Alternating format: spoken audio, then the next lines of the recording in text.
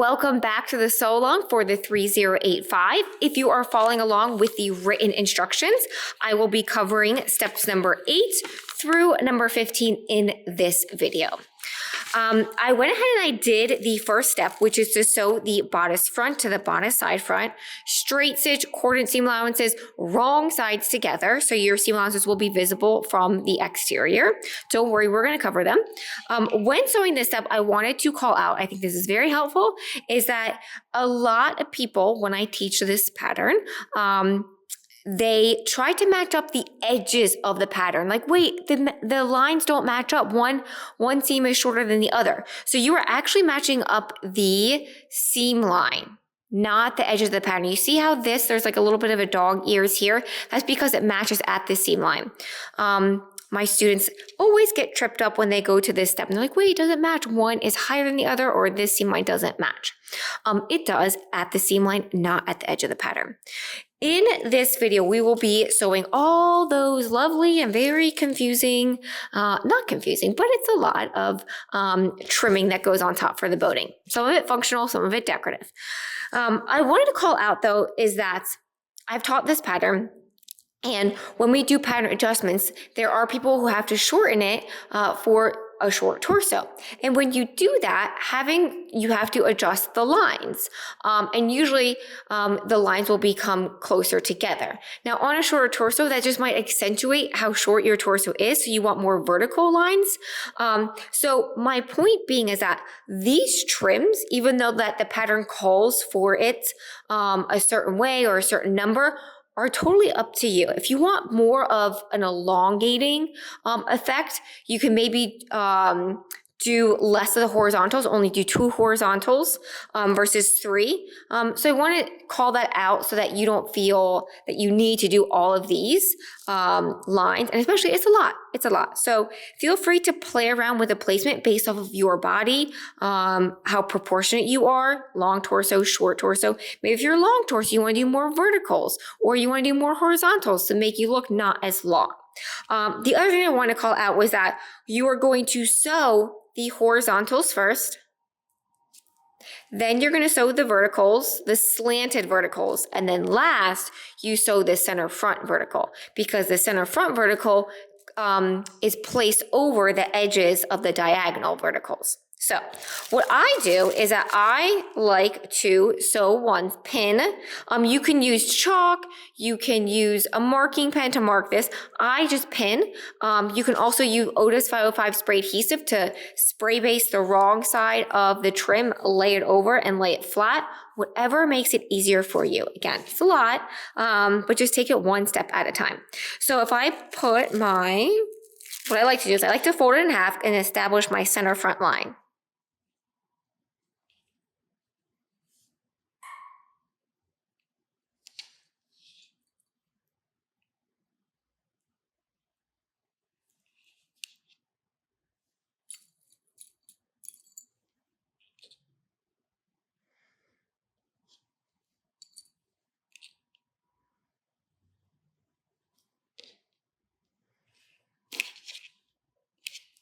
Okay, and now I'm going to mark with horizontals, pins,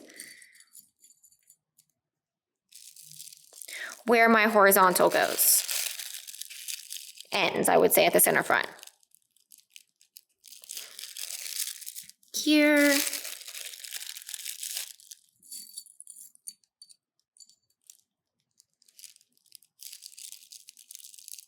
Here. And then here. Great.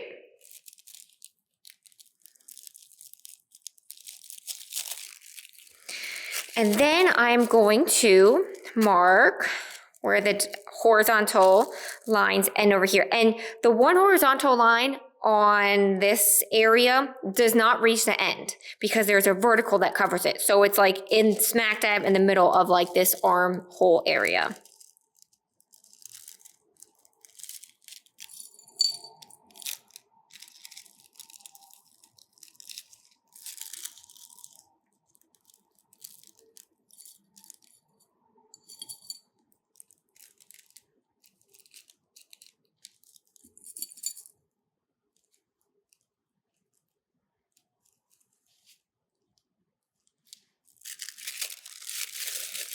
So once I have that pinned, I am then going to fold it in half again and pin it on the other side.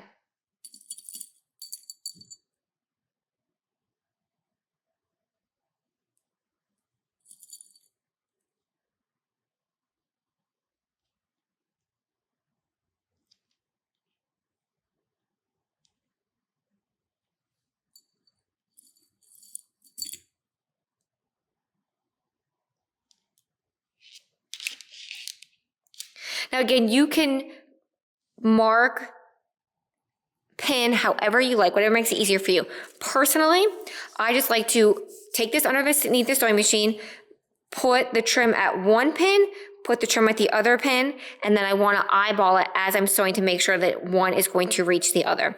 You want to be very aware that there needs to be at least a ½ inch right here in order to sew the bra cups to the frame. It cannot be right here, right next to that wire seam line or that curve, because if so, when you sew the bra cups, you're not going to have this, you're not going to see this channeling.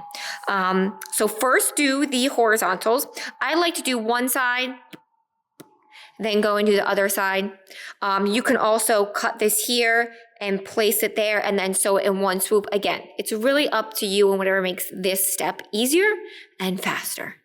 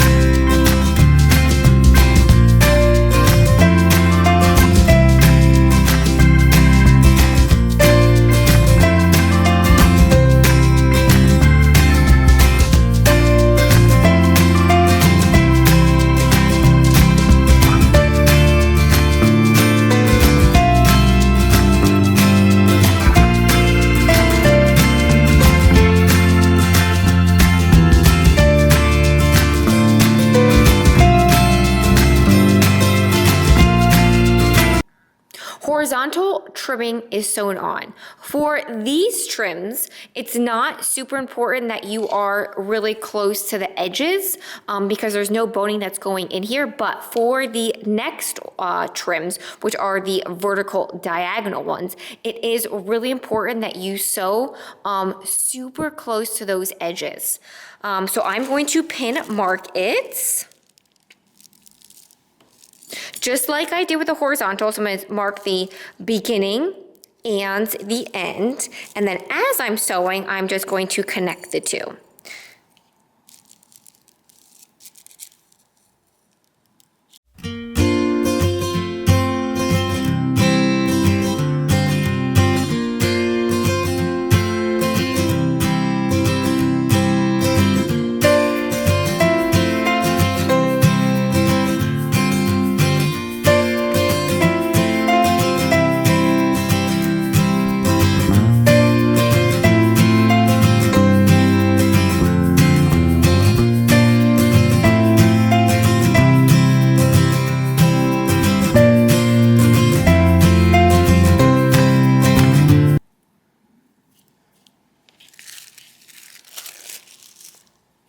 Also for the diagonal vertical ones, there is a trim that goes on top of this seam allowance. It's not marked on the pattern because it's the seam, but there is one that goes right on top. So I'm going to sew all of these. I'm going to mark the other side, then sew all the diagonal verticals, and then I'm just going to sew the last one on top and wrap it around at the top edge.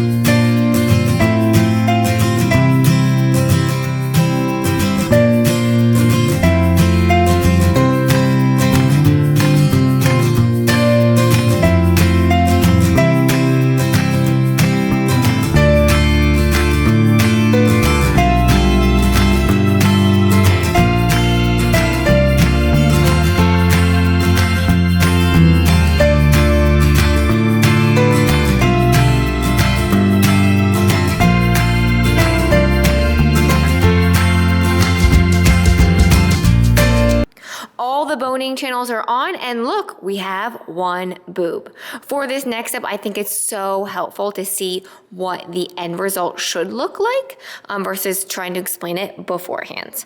Okay, so for the bra cups, I did this as an example because I know that they're going to be the sewist who the horizontal tape or boning channel on the bra cup as well as the bodice should line up, and they don't here.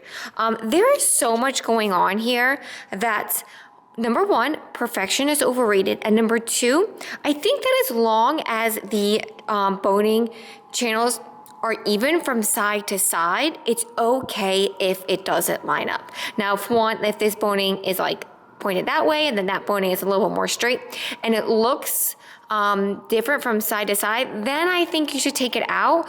But if it's consistent from side to side, but it's not lining up with the bra cups, I think that's okay. Again, perfection's overrated. So I did that as an example because I know that there are going to be people who sew this and be like, oh my God, it doesn't line up. It's going to be up to you whether you want to take it out or not. So I think that as long as it's symmetrical from side to side, it's okay. So to sew the bra cups into the frame, I like to pin one side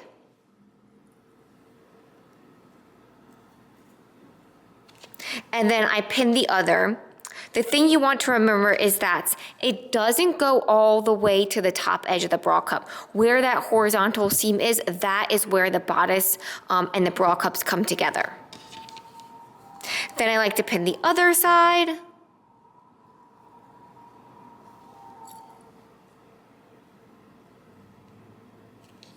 And then I will pin in between. This is sewn at 1/4 inch seam allowance, backstitch at beginning and ends. You can sew with the bra cup right side face up or the frame right side face up, whichever is easier for you. Bra cups are in. Now it's time to sew the underwire channeling. I did one side, not the other side, because again, it's easier to show the after than explain the before. The thing that is so important at this step is that you want to sew the channeling in a way so that the channeling is sewn in 3 steps. The first step is through the seam allowances only. The second and the third step are through all layers. When you are sewing the first step, you want to orient the underwire channeling in a way so that when you go to sew the second and third step, that it's gonna be flipped down into the frame. You don't want it to flip up into the cups. That is so important. So first step is to lay the underwire channeling over your seam allowances only. So I'm flipping all this to one side and I'm sewing. Your channeling should be like right on that stitch line, but you are stitching right inside the channeling. And once you sew all the way around, you are going to go on the right side and you are going to do an edge stitch about 1/16 of an inch away, and then another one on the other edge of the channeling, about a quarter, 3/8. If you think that, oh, I'm not gonna be able to get that, I'm gonna go off the channeling, you can sew it with this right side face up. It's up to you.